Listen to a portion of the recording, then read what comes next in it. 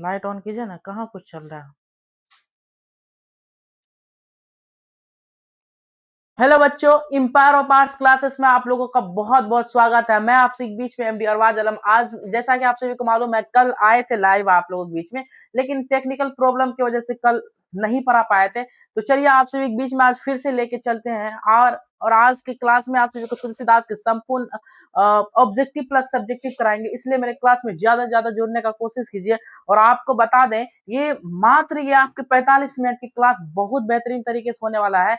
आइए मैं आपसे बीच में एमडी अरबाज आलम, अगर मेरे चैनल पे आप आ चुके हैं तो एक बार आप वीडियो को लाइक कमेंट शेयर करके बेल आइकन को ऑन कर दीजिए। जैसा कि आप सभी को मालूम है, इस चैनल के माध्यम से आप सभी को काव्य खंड के संपूर्ण अर्थ पढ़ाते हैं, जिसमें हम आप लोगों को बता दें, इसमें मलिक मोहम्मद जैसी को, सूरदास को, उसके बाद 2 चैप्टर पढ़ा दिए, तुलसीदास के जीवनी प्लस संपूर्ण अर्थ भी पढ़ा दिए। आज तुलसीदास के संपूर्ण ऑब्जेक्टिव प्लस सब्जेक्टिव हम पढ़ाने के लिए जाते हैं। एक बार अपने अपने दोस्त यार, अपने गांव मोहल्ला जितने भी जगह आपके ग्रुप है, कोई भी ग्रुप है, उसमें एक बार शेयर कर दीजिए और बता दीजिए कि आपके अरबाज सर लाइव आ चुके हैं। तो आइए मैं आज आप सभी को पढ़ाने के लिए चलते हैं। आज आप लोगों को पढ़ाएंगे तुलसीदास के पद। यह आप लोगों को दिखने के लिए मिलता होगा, तुलसीदास के पद को। और भाई यकीन मानिए, संपूर्ण तरीके से आपको हम पढ़ा देंगे तुलसीदास के पद, और इसके ऑब्जेक्टिव प्लस सब्जेक्टिव को पढ़ाएंगे। तो एक बार आप लोग क्या कीजिए, चैनल को अच्छे तरीके से शेयर, भाई वो फोन, चैनल को अच्छे तरीके से शेयर कर दीजिए।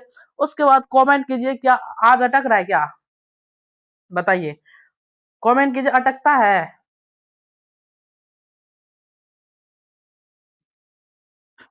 अटक तो नहीं रहा है ना?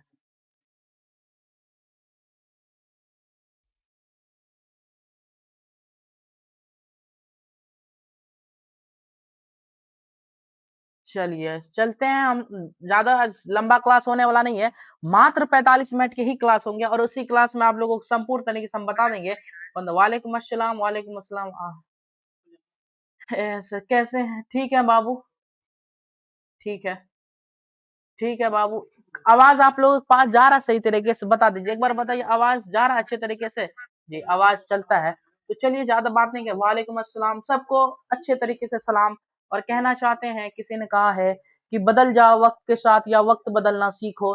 ध्यान से सुनिएगा, बदल जाओ वक्त के साथ या वक्त बदलना सीखो, मजबूरियों को मत कोसो, हर हाल में चलना सीखो। मेरे दोस्त, आपके पास में जो है जितना है उसी को लेके चलिए। किसी चीज का बहाना मत बनाइए, मेरे पास ये नहीं है वो नहीं है, क्योंकि ऊपर वाले किसी चीज की कमी देता है तो उसके लिए उसके अंदर में जज्बा भी देता है। आप खोजिए, मेहनत कीजिए और कामयाब इंसान के जैसे मेहनत कीजिए। चलिए आप, ठीक है बाबू। वालेकुम अस्सलाम, वालेकुम सलाम। आज बात नहीं करेंगे क्योंकि आज क्लास बहुत इंपॉर्टेंट होने वाला है, और आप लोगों को हम संपूर्ण तरीके से बता देंगे, पढ़ा देंगे। तुम लोग गाना भी सुनाएंगे, एक बेहतरीन गाना, तेरी मुहब्बत ने दिल में मुकाम कर दिया। तो देखिएगा, आज तेरी मोहब्बत ने दिल में मुकाम कर दिया, और बता देंगे यकीनन के साथ। आपके पास में मात्र 31 ऑब्जेक्टिव रहेगा, और एक ऑब्जेक्टिव को पढ़ाई के साथ अच्छे तरीके से मनोरंजन करके हम लोग पढ़ेंगे और देखेंगे तुलसीदास के पद। इसमें हम लोग क्या पढ़ेंगे, ऑब्जेक्टिव प्लस संपूर्ण सब्जेक्टिव पढ़ेंगे यकीनन के साथ। अगर आप पे हमको यकीन है, ट्रस्ट कीजिए भाई, आप 45 मिनट क्लास कीजिए और बेहतरीन तरीके से आपको समझा देंगे। तो चलिए मैं आप सभी को लेके चलते हैं। तो आते हैं हम लोग, चलते हैं कविता के तरफ।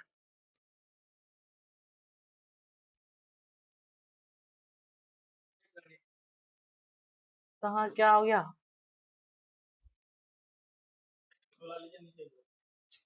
हम्म?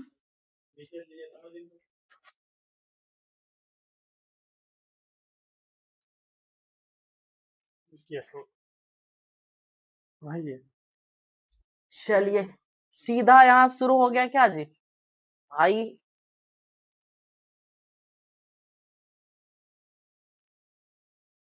हाँ आ गया, आप लोग बीच में आ गया होगा, देखते हैं। ठीक है, ऑब्जेक्टिव।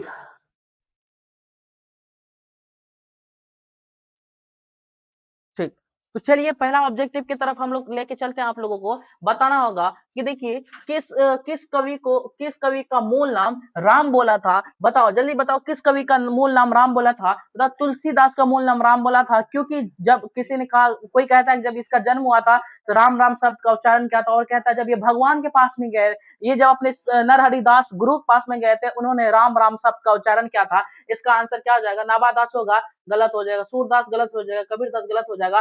तुलसीदास क्या हो जाएगा बोलो तो सही हो जाएगा।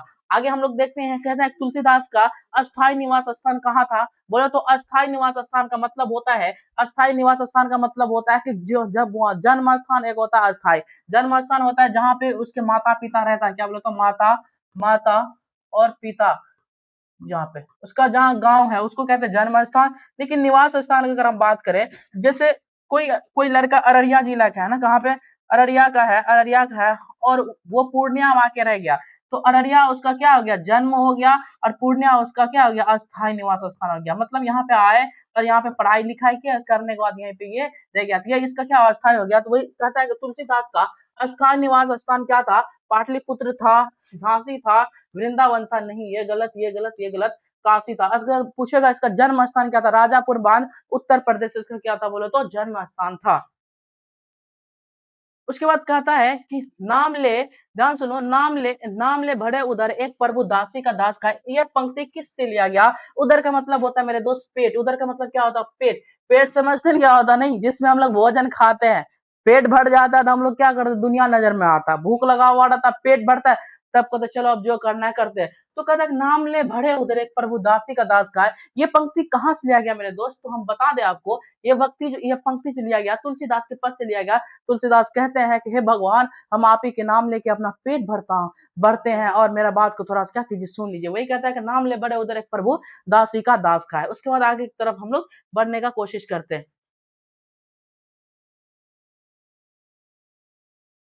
ठीक, देखो, कहता है कि तुलसी का सर्वश्रेष्ठ महाकाव्य कौन है? बता दो, तुलसीदास के सर्वश्रेष्ठ महाकाव्य क्या है? सबसे बेहतरीन अगर महाकाव्य कोई है तुलसीदास का, वो है रामचरितमानस। क्या बोले तो रामचरितमानस तुलसीदास के सबसे सर्वश्रेष्ठ महाकाव्य है। उसके बाद अगर हम आगे बात करें तो ध्यान से सुनिए, कहता है तेज तम अंश पर, कानव जी कंस पर, क्या यू मलेच वंश पर। कहता है तेज, क्या कहना चाहता, ध्यान सुनो। कहता तेजतम अंश पर, जीवी कंस पर, मलेच वंश पर। मलेच एक वंश का नाम है। मलेच क्या बोले तो वंश का नाम है। यह पंक्ति किस से लिया गया? कवित से लिया गया। जब आप लोगों को हम पढ़ाएंगे इसके बाद की चैप्टर कवित को, उसमें आप लोग पढ़ाएंगे छत्रपति शिवाजी महाराज। कहता है छत्रपति शिवाजी महाराज का इस तरीके से जलवा था, जब वो जाया करते थे अपने राज दरबार, तो वो इस तरीके से जाते थे, उसको देख के उसका दुश्मन भाग जाया करता। वही कहता है एक मलेच वंश पे उसका हुकूमत था। ये हो जाएगा कवित। क्या बोले तो इसका आंसर हो जाएगा ऑप्शन नंबर ए का, जिसको हम बोलते हैं वो सही हो जाएगा।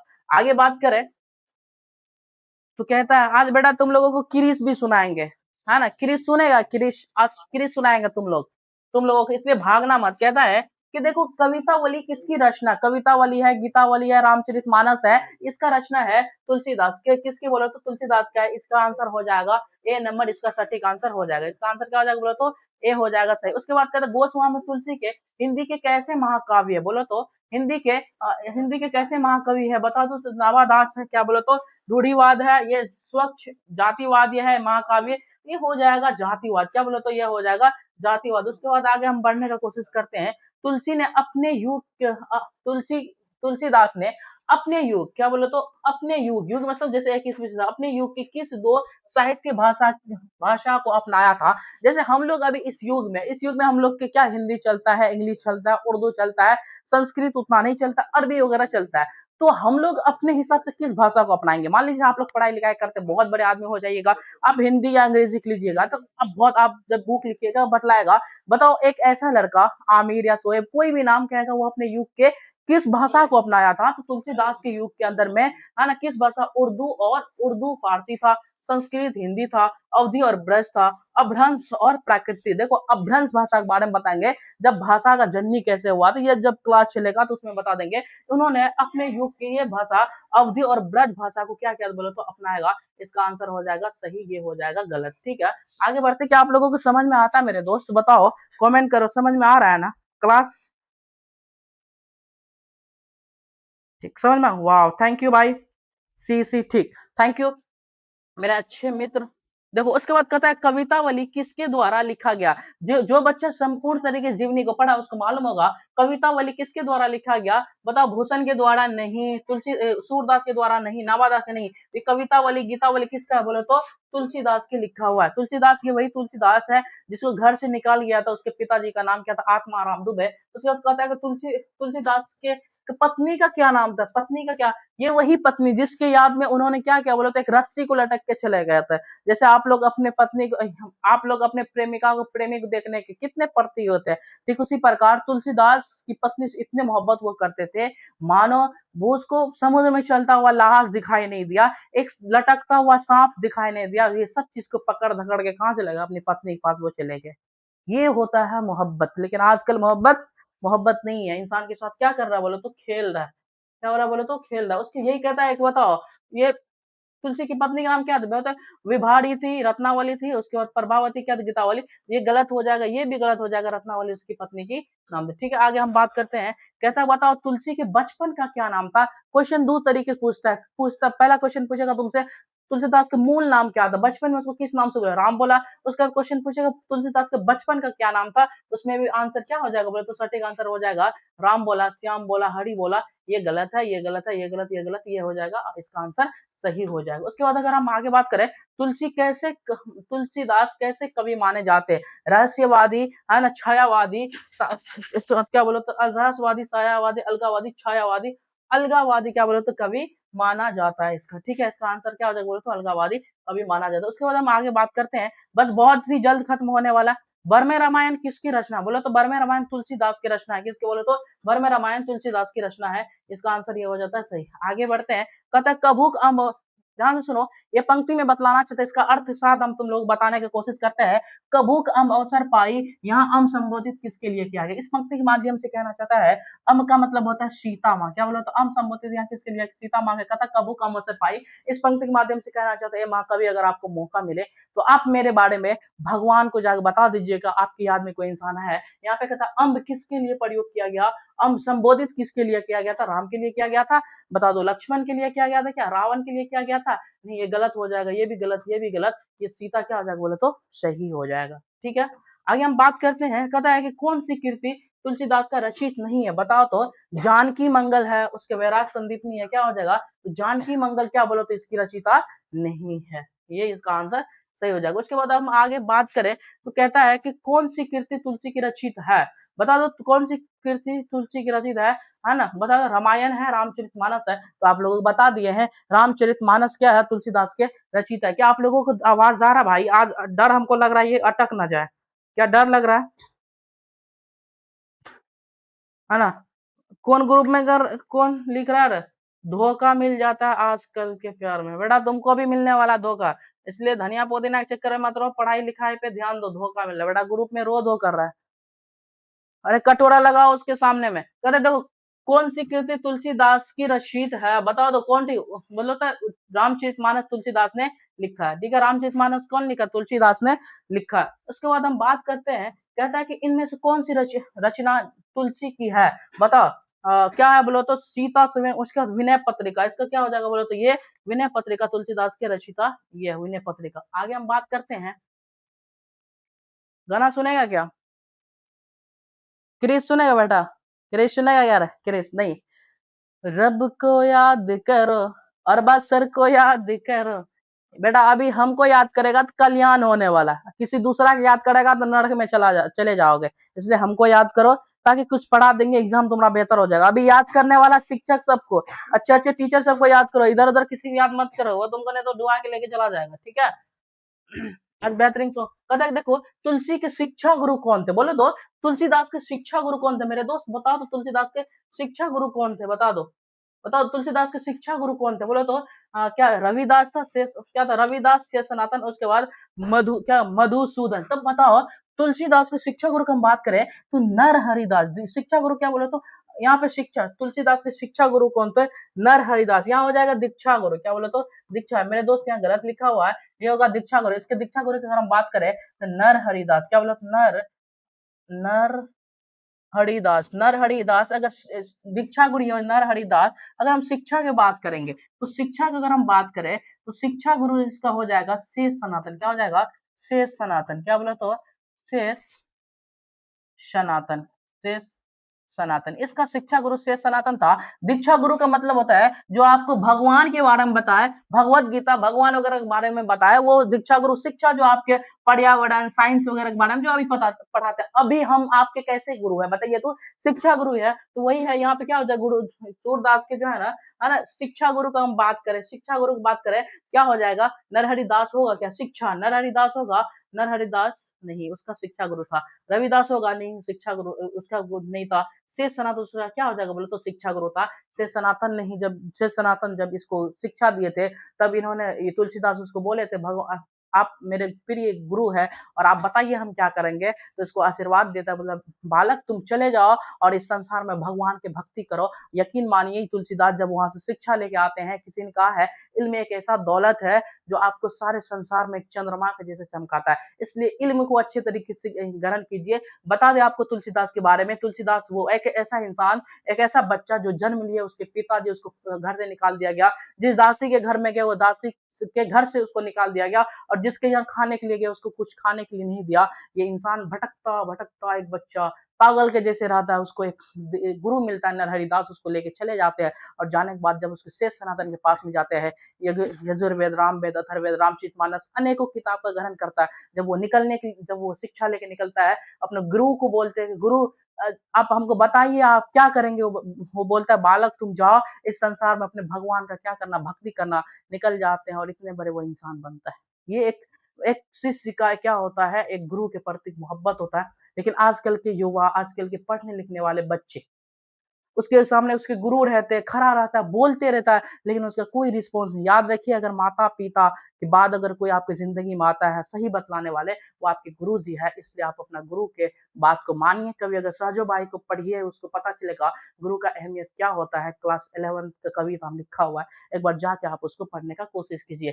तो बताओ तो तुलसीदास के शिक्षा गुरु क्या हो जाएगा बोलो तो? शेष सनातन तुलसीदास के शिक्षा गुरु हो जाएगा। उसके बाद आगे हम बात करते हैं। कहता है गरीब नवाज कैसा शब्द है? गरीब नवाज विदेश शब्द है। कैसा बोले तो? विदेश से लिया गया ये शब्द। क्या बोले तो?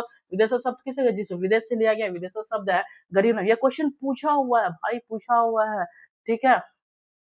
हो डब्बा कोई तो बताए प्यार होता है क्या? चलो तो क्वेश्चन क्या है बोले तो? तुलसीदास किस काल के कवि थे बता दो। आधुनिक क्या किस काल के कवि है बोले तो? आदिकाल, रीतिकाल, आधुनिक काल, भक्ति काल के। कैसा काल के बोले तो? भक्ति काल के ये कवि। तो उसके बाद हम आगे बात करते हैं पाठ्य पुस्तक में संकलित तुलसीदास की किस कृति से लिया गया बोलो तो? दोहावली रामलला नाचू, विनय कवितावली रामलला नाचू, उसका विनय पद कवितावली से क्या क्या बोलो तो लिया गया। इसका ये हो जाएगा सही। उसके बाद आगे हम बात करते हैं इनमें कौन सी रचना तुलसी की नहीं है बता दो तो? कौन सी रचना तुलसी की नहीं है? राधा की स्तुति तुलसी की नहीं। इसका आंसर हो जाएगा डी। क्या हो जाएगा बोलो तो? इसका आंसर हो जाएगा डी। अगर हम बात करें रामचरितमानस का प्रधान रस क्या हो जाएगा बोलो तो? वीर रस हो जाएगा, श्रृंगार रस हो जाएगा, अरुण रस हो जाएगा। इसकी हम बात करें तो वीर श्रृंगार रस क्या हो जाएगा? इसका प्रधान रस हो जाता है। ठीक है, श्रृंगार रस इसका प्रधान। उसके बाद हम बात करते हैं मानस रचिता का रचना समय क्या था? रामचरितमानस को जब लिखा था तो कौन संवत में लिखा था? किस संवत में लिखा था बता दो? 1631 क्या बोलो? 1622, 1480, 1632। उसके बाद अगर हम बात करें तो इसका सही आंसर हो जाएगा 1631 को रामचरितमानस का रचना समय माना जाता है। ठीक है, इसको याद रख लेना। उसके बाद आगे हम बात करें मात्र, ये आप 6 ऑब्जेक्टिव है देख लेना। तुलसी का जन्म कहाँ हुआ था बता दो? तुलसीदास का जन्म कहाँ पे हुआ था? इसका ऑब्जेक्टिव आप लोग बताइए तो।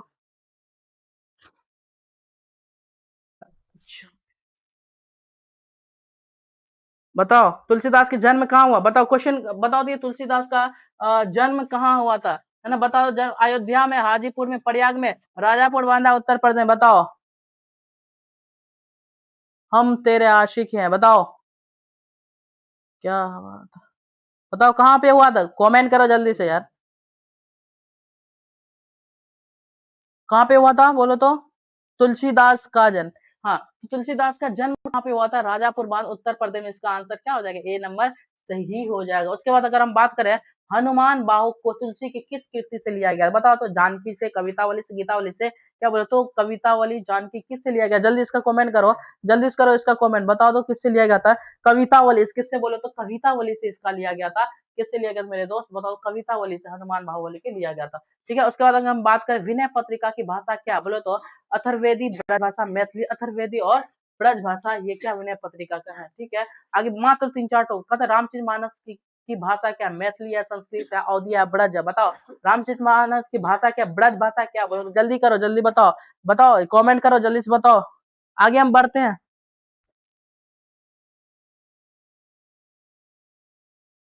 बताओ जल्दी कर। तुम लोग बताते नहीं हो यार। अवधी भाषा क्या? बोलो तो अवधी भाषा हो जाएगा। क्या बोलो तो अवधी भाषा हो जाएगा। उसके बाद हम बात करते हैं तुलसी का मूल नाम क्या था? फिर आ गया तुलसीदास का मूल नाम क्या है? बोलो तो राम बोला हो जाएगा। तुलसीदास का मूल नाम क्या हो जाएगा? राम बोला हो जाएगा। आगे हम बात करते हैं, कहता तुलसी के दीक्षा गुरु कौन थे? बताइए, 2022 में क्वेश्चन पूछा हुआ है, पूछा था। बताओ तुलसीदास के दीक्षा गुरु का नाम क्या था? 2024 में ये क्वेश्चन पूछा हुआ है। राम क्या है? रामानंदाचार्य, वल्लभाचार्य, नरहरिदास, उसका क्या था? रामानंद। क्या बोले तो तुलसीदास की अगर बात करें तो नरहरिदास क्या बोले तो इसके दीक्षा गुरु था। यही गुरु इसको भगवान के पास लेके गए थे और इन्होंने शेष सनातन के पास में इसको लेके गए थे और उसको बतलाया था कि तुम जो है ना इस जीवन काल में क्या कर सकते हो। उसको ज्ञान दिया बहुत ही ज्यादा। उसके बाद कहता है रामचरितमानस का महाकाव्य के रचयिता कौन है? बता दो, ये क्वेश्चन बता दो। सूरदास है, कबीरदास है ना? उसके बाद क्या है? जयशंकर प्रसाद है। इसमें रामचरितमानस का हो जाएगा तुलसीदास। ऑप्शन में दिया हुआ नहीं है, हम आपसे एक बीच में लिख देते हैं। इसका क्या हो जाएगा? डी में हो जाएगा। क्या बोले तो तुलसीदास, तुलसीदास, तुलसीदास। ये ऑब्जेक्टिव क्या हो गया? 31 ऑब्जेक्टिव हो गया है। अब हम लोग इसके बाद देखेंगे सब्जेक्टिव की तरफ। क्या यहाँ तक समझ में आया है ना?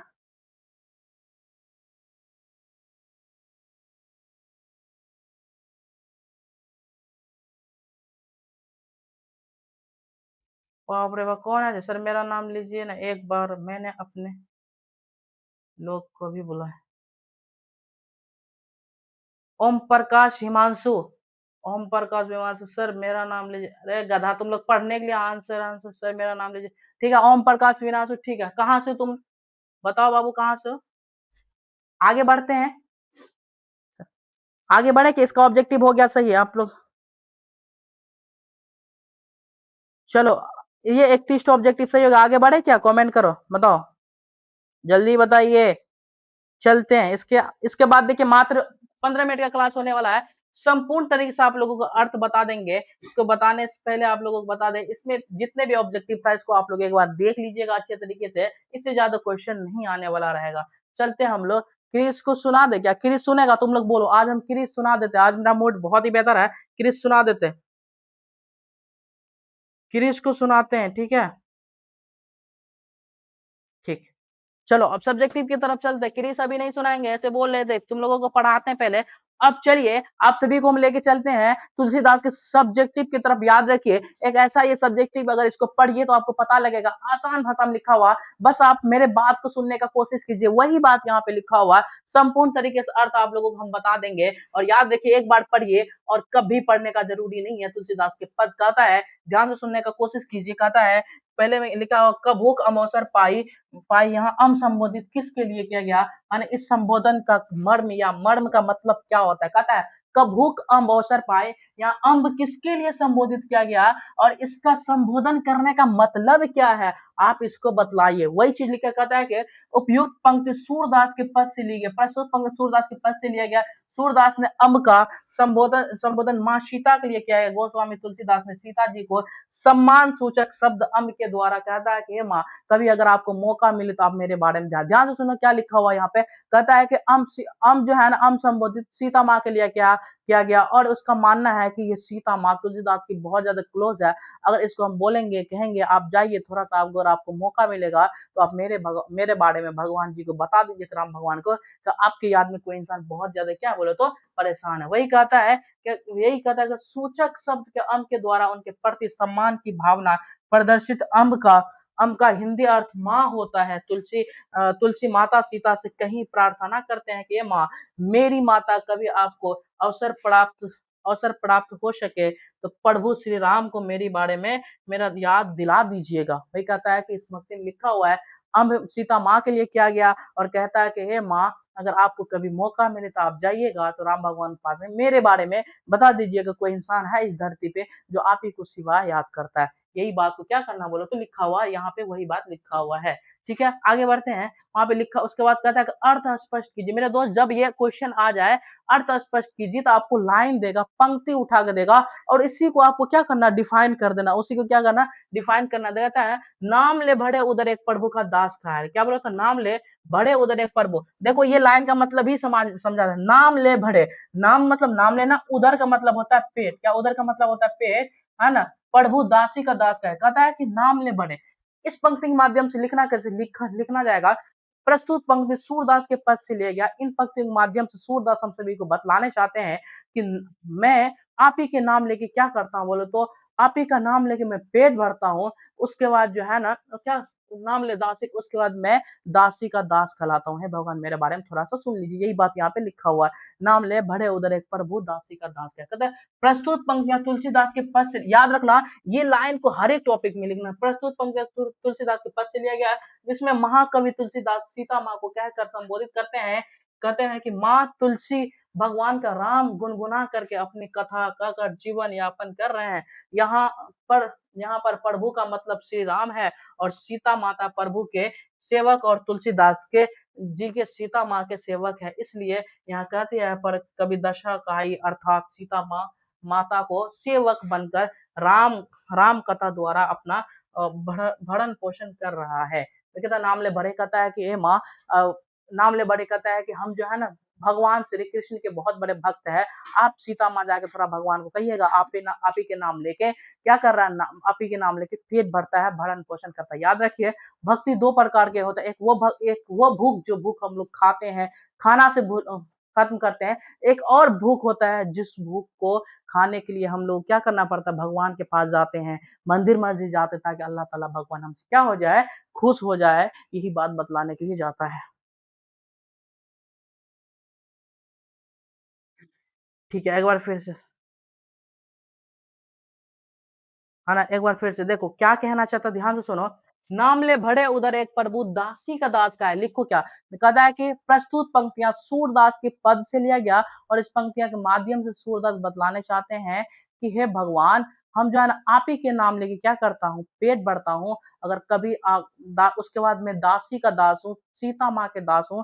कभी मेरा नाम ले लीजिए, ताकि मेरा जीवन यापन क्या हो जाए, बेहतर हो जाए। इसी को क्या कीजिएगा, लिख दीजिएगा। इतना बात लिखा हुआ है, एक बार आप लोग वीडियो को आगे पीछे करके देख लीजिएगा, बहुत अच्छा समझ में। उसके बाद कहता है, काली कराल दुकानदारों सब कुंभाती कुसादू। काली कराल दुकानदारों सब कुंभाती कुसादू। ठीक है, कली कराल कहता है, कली कराल दुकान। अच्छा, इस कलयुग में, कली कराल का मतलब क्या होता है, कलयुग। कलयुग कहता है कि इस कलयुग में चारों तरफ क्या है ना, चारों तरफ दुख दर्द है, और सभी लोग इसमें क्या है बोले तो ग्रस्त है, उलझा हुआ है। वही लिखा था, प्रस्तुत पंक्तियां तुलसीदास के पद से लिखी। इसमें माँ कवि तुलसीदास अपने अपने दीन है अवस्था का वर्णन करते हुए कहते हैं कि प्रभु, इस कलयुग में भयंकर अकाल पड़ा हुआ है, इस संसार में भयंकर अकाल पड़ा हुआ है, और जो भी मोक्ष को प्राप्त करने का मार्ग है वह पापों से भरा हुआ है। प्रत्येक चीज में द्रव्य व्यवस्था है, द्रव्य व्यवस्था ही दिखाई पड़ रही है। प्रभु मैं एक नीच नीच मैं प्रभु नीचे जीवन जीवन हूँ, जिसकी अभिलाषा ऊंची है, जो मुझे इस प्रकार कष्ट देता है, जैसे कोढ़ी बीमारी में खाज खोरी में खुजली होता है, दुख दिया करती है। अतः मेरी विनती स्वीकार करके और मुझे अपनी कृपा का मात्र एक क्या निवाला दे दीजिए। काली का कहता है, हे प्रभु, इस चारों तरफ में वही चीज लिखा हुआ, कहता है इस चारों तरफ एकदम भयानक उलझा उलझा हुआ है। हर चारों तरफ से सभी लोग दुख मुसीबत में परेशान है, और कोई भी इंसान भक्ति लेने के लिए जाता है, उसको बहुत सारे परेशानी फेस करना पड़ता है। इसलिए थोड़ा सा मेरे बात को सुनिए, ताकि मेरा जिंदगी क्या हो जाएगा बोले तो बहुत ही बेहतर हो जाएगा। वही बात यहाँ पे लिखा हुआ है। उसके बाद आगे बढ़ते कहता है, पेट भरी तुलसी, कहता है पेट भरी तुलसी ही जेवी भक्ति सुधा सुनाजू। क्या कहना चाहता है, सुधा सुनाजू क्या कहना चाहता है, ध्यान से सुनने की कोशिश करा। तो प्रस्तुत पंक्तियां तुलसीदास के पद से लिया गया, जिसे माँ कवि तुलसीदास को अपने दीनहीन अवस्था का वर्णन करते हुए कहते हैं कि कृपा सिधु है कि गरीबों का दुख दुख दूर करने वाले, जन्म से ही भूख भिखारी हूँ और आप ही दीन, आपके दीन हूँ। कहता है पेट भरी, कहता है कि मैं जन्म से भूखा भिखारी हूँ और आप ही के नाम लेके क्या करता हूँ, पेट भरता हूँ। थोड़ा सा मेरा क्या कीजिए, बोलिए तो बात को सुनिए, और थोड़ा सा मेरे बात को सुनिए ताकि मेरा जिंदगी क्या हो जाए, बेहतर हो जाए। उसके बाद कहता है, वही बात, तुलसी सीता से कैसे सहायता मांगते बता दो तो।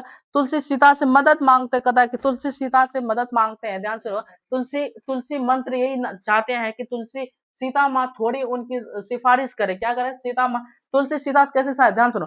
तुलसीदास सीता से सिफारिश के लिए कहते हैं कि आप थोड़ा मेरे बात को मानिए और राम भगवान को जाके बताइए, ताकि आपकी याद में कोई इंसान इस संसार में चारों भूख प्यास रहता है, उसके आपके याद में चारों तरफ से अंधेरा अंधेरा, उसका शरीर मैला हो गया, बहुत ज्यादा गरीब के जैसे रहता है, यही सब सहायता मदद मांगता है। वही लिखा हुआ यहाँ पे, तुलसी मंत्र यही चाहते हैं, सीता माता थोड़ी जान की सिफारिश प्रभु श्री राम से कर दे दीजिएगा। यह ध्यान रहे कि आप मेरी सिफारिश तभी करिएगा जब अवसर अनुकूल हो। कहता है कि देखिए, अगर आप मेरे बारे में उसको बतलाने के लिए जाइएगा तो देखिए कि पूरा शांत स्वभाव से हो, ताकि मेरा बात अगर बताए उसको तो वो समझ पाए। वही कहता है प्रभु श्री राम को विचार प्रयास अकेले वह भी पूछेगा कि यह कौन है, ये बतला देना कि मैं दीनहीन हूँ, और उन्हीं का नाम लेकर उधर। कहता है कि वो कौन, जब पूछेगा, जब वो पूछेगा कौन है, तब मेरे दशा, उसके बाद मेरे याद में बताइए गए एक गरीब इंसान है जो आप ही के नाम लेकर क्या करता, पेट भरता है, तब जाके मेरे बारे में बता दीजिएगा। यही उसकी सहायता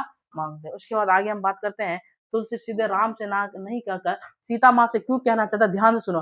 तुलसी सीधे राम भगवान से नहीं कहकर, याद रखना मेरे दोस्त, तुलसीदास सीधे राम भगवान से भी कह सकता था, लेकिन वो नहीं कहा। क्यों? क्योंकि उसका मानना था अगर किसी से भक्ति या ज्ञान लेना है, एकदम भिखारी और साधु संत के जैसे जाना पड़ेगा, तब जाके उससे हम ज्ञान ले सकते हैं। उसका मानना था कि सीता माँ उसके पास जाते, जब इसको हम बोलेंगे कि मेरे बात को थोड़ा सुनेगा, हम सीधा उसके पास नहीं जा सकते हैं। वही कहता है तुलसी सीता माँ से कैसे सहायता मांगते हैं, ध्यान से सुनना। तुलसीदास सीता माँ से क्या, तुलसी सीता माँ से कहकर सीता को क्यों नहीं कहते, क्योंकि तुलसीदास राम, ये सीता माँ राम भगवान के बहुत ही क्लोज थे, इसलिए तुलसीदास का मानना था अगर हम सीता माँ को कहेंगे, वो राम भगवान को कहेगा तो कहेगा तो वो मेरे बात को सुनेगा, जिसकी वजह से मेरी जिंदगी बेहतर हो जाएगा। इसलिए हम कह सकते हैं तुलसी माँ सीता माँ से ये सहायता मांगते थे, क्योंकि उसके दासी का दास ये थे। आगे वही लिखा हुआ यहाँ पे है, कहता है तुलसीदास सीधे राम से ना कहकर सीता माँ से इसलिए कहलवाना चाहता था, है ना, क्योंकि सीता माता श्री राम के भगवान के बहुत ही बड़े क्या थे बोले तो भक्त, और श्री राम भगवान सीता के माँ के बात को नहीं काटते थे, और सीता माँ उसको जो कुछ भी कहते थे उसके बात को नहीं काटते थे। वही कहते थे नहीं काटते थे। तुलसी सीधे राम से नहीं कहकर सीता माँ से कहलाना चाहता है। जैसे हम लोग, तुम लोग किसी दोस्त यार बहुत ही एकदम पसंद आ जाता है, सहेली को कहते जाके उसको क्या करना, बोला बोल देना। वही कहता तुलसीदास सीता माँ से नहीं कह के सीधा, क्योंकि राम भगवान सीता माँ के बात को नहीं काटते थे मेरे दोस्त, इसलिए वो उसको क्या कहा करता था कि आप सीता माँ जाइए राम भगवान को बतला दीजिएगा ये क्वेश्चन। हाँ, उसके बाद लास्ट क्वेश्चन होगा शायद, लास्ट क्वेश्चन। राम राम के सुनते ही तुलसी की बिगड़ी क्या हो जाए बोले तो बन जाए। राम के सुनते ही तुलसी की बिगड़ी बन जाए, क्या करना देखो। तुलसी तुलसी की दशा बड़ी कड़ून है, कड़ून है मतलब बहुत दुख है, वह दीन अंगहीन है, अंगहीन पर कमजोर हो गया, छीन हो गया, मलिन हो गया। वो जो राम के शब्द बोलते बोलते पूरा तरीके से गरीब हो गया, शरीर उसका मैला हो गया, गरीब हो गया। उसके बाद कहता है मैं पापी का पाप हूँ, वो उनका नाम लेकर ही पेट भरता है। दूसरा, भगवान बड़े है न कृपालु है, और उनकी कृपा सब पर सुलभ है, पर वह दीन है, पर कुछ अवधीन कृपा कर दीजिए। वही कहता है राम सुनते ही तुलसी की बिगड़ी बन जाए, है ना। तुलसी के इस भरोसे का क्या कारण है, ध्यान सुनो। राम सुनते ही तुलसी का बिगड़ी बन जाए, इस भरोसे का मतलब यह है कि भगवान दयालु है, वो मेरे बात को सुनेगा। मैं उसके याद में मलिन हो गया, मेरा गला बज गया, गरीब हो गया, अगे अगाई पापी का पाप हूँ। जिस तरीके से एक कोड़ी बीमारी खुजली होता है, ठीक उसी प्रकार, लेकिन जैसे मेरे बात को सुनेगा, जिसे राम भगवान मेरे बारे में बोलेगा, हम उसके लिए, तब मेरी जिंदगी बहुत ही बेहतर हो जाएगा। याद कीजिए, जब अल्लाह ताला से हम लोग दुआ मांगते हैं, रो रो के दुआ मांगते हैं, अल्लाह ताला भगवान मेरे दुआ को कबूल करता है, तो इस संसार के कोई भी लोग हमको कुछ नहीं कर सकता। वही कहता है कि राम सुनते ही तुलसी की बिगड़ी बन जाई। तुलसी के इस भरोसे का मतलब यह है कि कहता है कि जब मेरे बारे में भगवान जब सुनेगा और मेरे बात को सुनेगा, मेरे लिए दुआ करेगा, कि मेरा इस संसार में कलयुग हो जाएगा, ये जितना दुख दर्द है वो सब क्या हो जाएगा, खत्म हो जाएगा। वही यहाँ पे लिखा हुआ देखिए। उसके बाद कहता है कि 7 नंबर में कहता है देखो कि तुलसी के हृदय में किसका डर था। तुलसी के हृदय में अगर हम बात करें, तुलसी के हृदय में राम भगवान का डर था। इतना ही लिख देना। तुलसी के दयनीय अवस्था में उनके संगे संबंधित आदि किसी किसी ने भी उसकी सहायता नहीं की। उनके हृदय में इसका संतान था। इसके मुक्ति के पाने के लिए अन्य के लिए संतों के शरण में जाना पड़ा और वे उन्हें कहा इनका अवशोषण भी मिला है श्री राम की शरण में जाने के लिए। शंकर था। कहता है तुलसी को किसका डर था, उसके बच्चे के, उसके समाज के, क्योंकि समाज के लोग उसको नहीं मानता था, उसको बोलते थे, उसको भगा दिया करता था, इसलिए उसके समाज के लोगों को क्या था बोलो तो डर था। आगे बढ़ते हैं। क्वेश्चन यही है, कहता है तुलसी को किस वस्तु की भूख थी। मेरे दोस्त, तुलसी को किस वस्तु की भूख थी। तुलसीदास को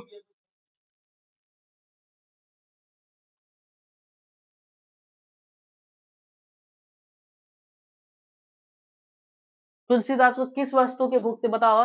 तुलसीदास को क्या भूख का था, नहीं। तुलसीदास को किसी चीज का भूख नहीं था, सिर्फ भक्ति का भूख था।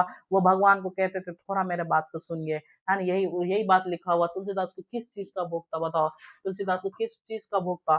तुलसी की भूख बड़ी प्रबल है। वह भक्ति रूपी अमृत के समान उत्तम भोजन की। अतः तुलसी यही प्रार्थना करते हैं कि हे प्रभु, अपने चरणों में स्थान देकर मुझे प्रबल शक्ति प्रदान करने की कृपा करे, ताकि कली कराल के प्रभाव से रक्षा, है ना, हो सके। कहता है कि देखिए, तुलसी को किस चीज का भूख था, क्या भोजन का भूख था, नहीं, उसको भक्ति का भूख था। और वो कहना चाहते हैं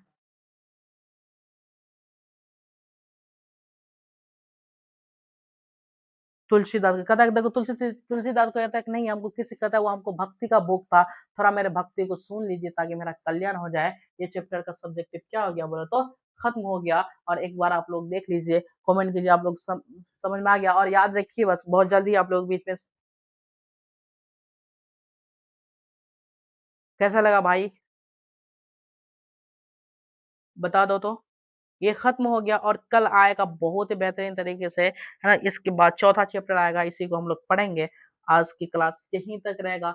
इसमें हम लोग क्या क्या पढ़े, ऑब्जेक्टिव प्लस सब्जेक्टिव पढ़े, और ऑब्जेक्टिव को सही तरीके से पढ़ लिया और सब्जेक्टिव को भी देखे। और इसको एक बार आप लोग रूम में जाके बैठ के एक बार रिफ्रेश करके देख लीजिए। याद रखिए, एग्जाम बहुत ही कम है, अब खेल कूद को बंद कीजिए और आप लोग पढ़ाई कीजिए अच्छे तरीके से। आज की क्लास यहीं तक। अगर आपको वीडियो अच्छा लगे तो लाइक कमेंट शेयर करके बेल आइकन ऑन कर दीजिए, ताकि आप लोगों के पास में हम पहुंच पाएंगे। ज्यादा से ज्यादा वीडियो को शेयर कीजिए। जय हिंद, जय भारत, गुड नाइट, अल्लाह हाफिज।